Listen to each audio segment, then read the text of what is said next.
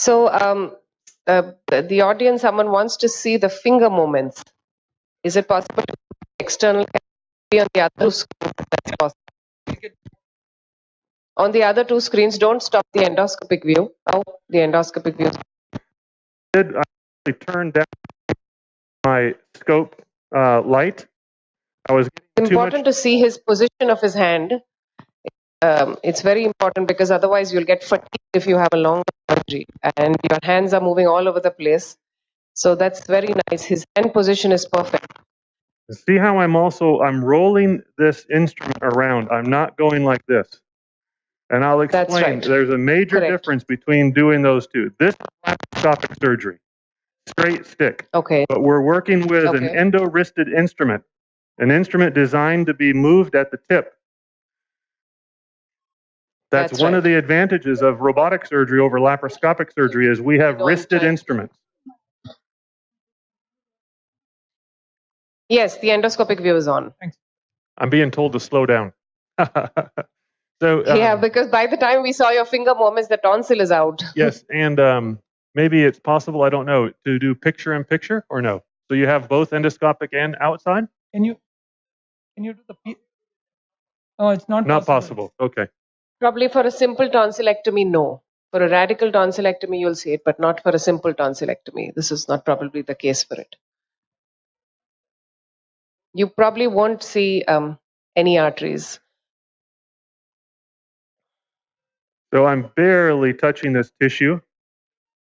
Yeah, so any tips for, we have a little bit of a problem with charring and, a little bit of char collecting. And I find that you don't have any of that on your spatula. So do you have any tips for us for that? Because trying to get the char out is a troublesome process.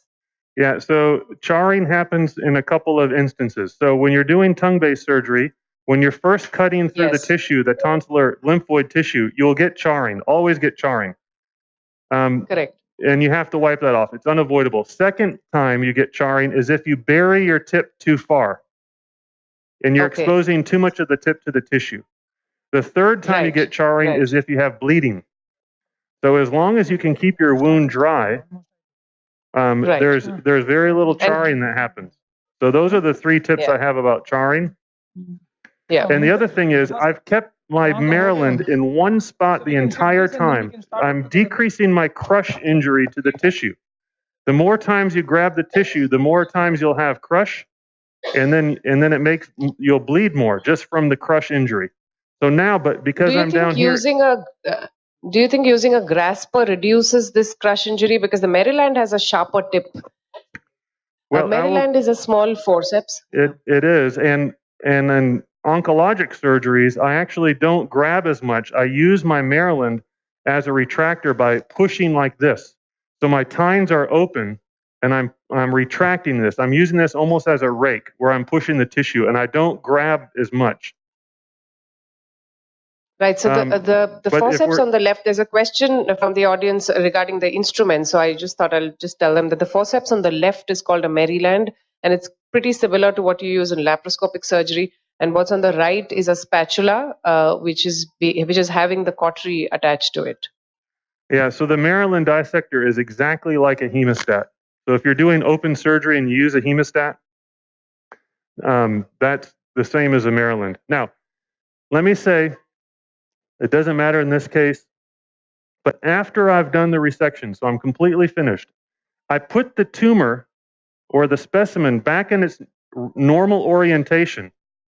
So I don't forget what is the superior margin, lateral margin, inferior margin, medial margin. So I put it back in its normal orientation. Look how much this has shrunk compared to the wound defect. So one point about this, trying to get this tissue off. Can you suction that off my tip, please? Take the suction and remove that. No, you can use it for 10. So look how much this has. You have 10 uses for retracted and shrunk compared to the wound.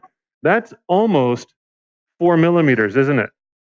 So when I had a margin out here, that margin has retracted significantly. That's very important to point out. So, but here in this case, to keep my orientation, I'm grabbing it along my superior margin. I'll back my camera out so that I don't hit my camera with my specimen. I remove, We could have the external I camera. go back and I put a stitch in that. But in this case, I don't need to because it's not for margin status. Fine. Now, when I'm Fine. finished, I don't leave. I now come back into the wound and I inspect this wound. I want to see, do I have any exposed vessels that are in danger of a rupture or a late bleed?